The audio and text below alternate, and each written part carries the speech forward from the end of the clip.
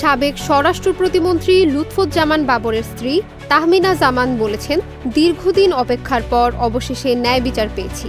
এ কারণে মহান আল্লাহ তাআলার প্রতি শুকরিয়া জানাই, আলহামদুলিল্লাহ।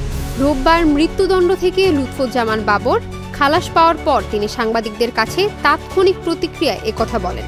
বাবরের স্ত্রী বলেন, ন্যায় বিচার পাওয়ার আশায় এতদিন অপেক্ষা করা যে কি কষ্ট তা একমাত্র ভুক্তভোগীরাই বলতে পারবে।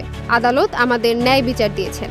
আজ বেলা 11:15টার দিকে বিচারপতি AKM আসাদুজ্জামান ও বিচারপতি সৈয়দ এনায়েত হোসেনের হাইকোর্ট বেঞ্চ 21শে আগস্ট গ্রেনেড হামলার মামলায় বিএনপির ভারপ্রাপ্ত চেয়ারম্যান তারেক রহমান ও সাবেক স্বরাষ্ট্র প্রতিমন্ত্রী লুৎফুজ্জামান বাবর সহ সব আসামিকে খালাস দিয়েছেন।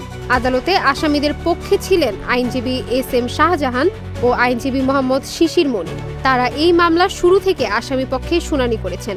আদালতে বিএনপির আইনজীবীদের মধ্যে জ্যেষ্ঠ আইনজীবী জয়নুল আবেদিন, ব্যারিস্টার কায়সার কামাল, ব্যারিস্টার রুহুল কুদ্দুস কাজল, অ্যাডভোকেট গাজী কামরুল ইসলাম সজল, advocate Aminul Islam, advocate Zakir Hossain, advocate Siddique উল্লাহ মিয়া, অ্যাডভোকেট মাকসুদ উল্লাহ, অ্যাডভোকেট আজমল হোসেন খোকন, ব্যারিস্টার সানজিদ সিদ্দিকী উপস্থিত ছিলেন। এর আগে 4 দিন আপিলের পর শুনানি শেষে রায়ের জন্য আজকের দিন ধার্য করা হয়। 2018 সালের 10ই অক্টোবর 21শে আগস্ট গ্রেনেড হামলা ও হত্যা মামলার সাবেক স্বরাষ্ট্র প্রতিমন্ত্রী লুৎফুজ্জামান বাবর, সাবেক উপমন্ত্রী আব্দুস সালাম পিন্টু সহ 19 জনকে ফাঁসি এবং বিএনপির ভারপ্রাপ্ত চেয়ারম্যান তারেক রহমান, খালেদা জিয়ার রাজনৈতিক সচিব হারিস চৌধুরী, বিএনপি নেতা কাজী শাহ মোয়াজ্জেম হোসেন কায়কোবাদ সহ 19 জনকে যাবজ্জীবন কারাদণ্ড দেন বিচারিক আদালত। 2004 সালের 21শে আগস্ট বিকালে রাজধানীর বঙ্গবন্ধু এভিনিউয়ে আওয়ামী লীগের সমাবেশে গ্রেনেড হামলা চালানো হয়। ওই হামলায় আওয়ামী লীগের মহিলা বিষয়ক সম্পাদক